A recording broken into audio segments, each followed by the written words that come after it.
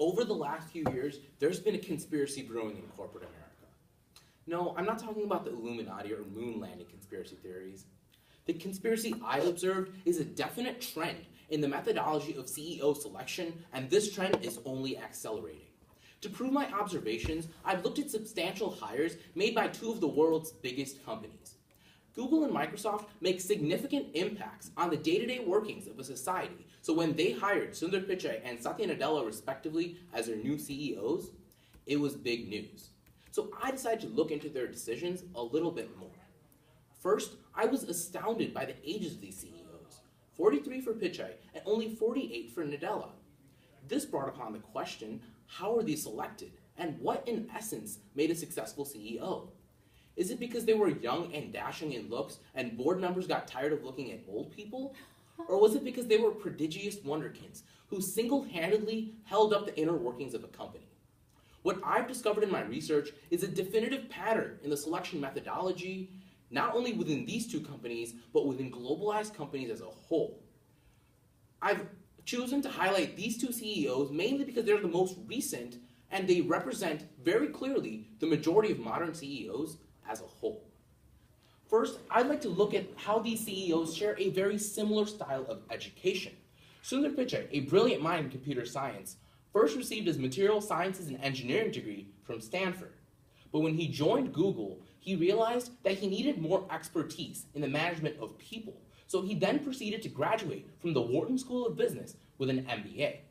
Similarly, Nadella first received an MS degree in computer science from the University of Wisconsin-Milwaukee.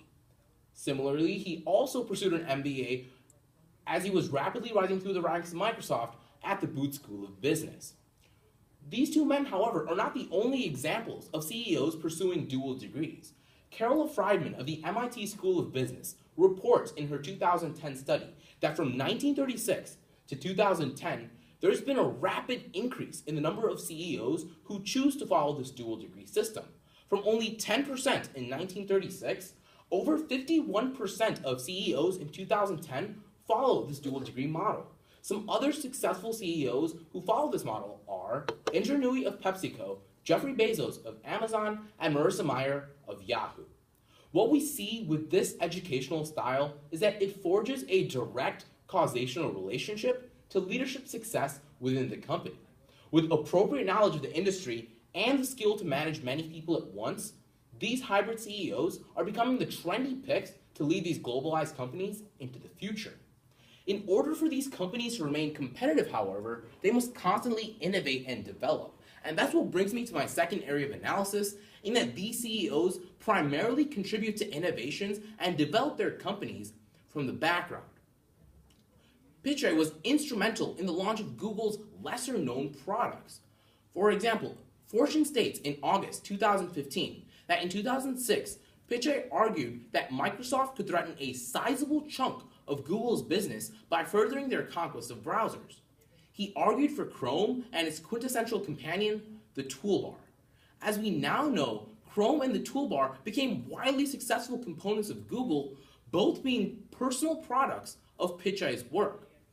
On the other end of the spectrum, Nadella, after graduation from Booth, oversaw a minor part of Microsoft in the 90s, something you might have heard of, called Office.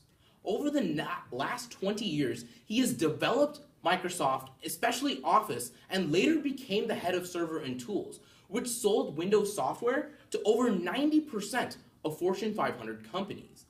These CEOs show that you don't necessarily have to be in the spotlight of the company to do influential work.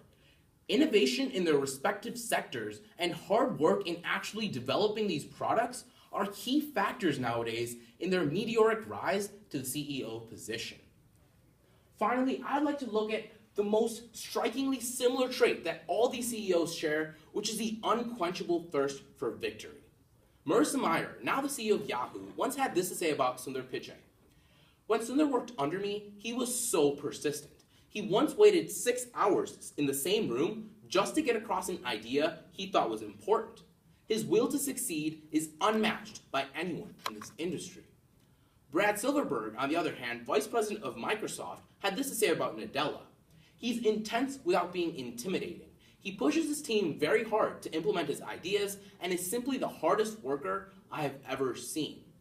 What we see is that these CEOs who choose to do very hard work is a prominent trait among all the CEOs, especially in modern times.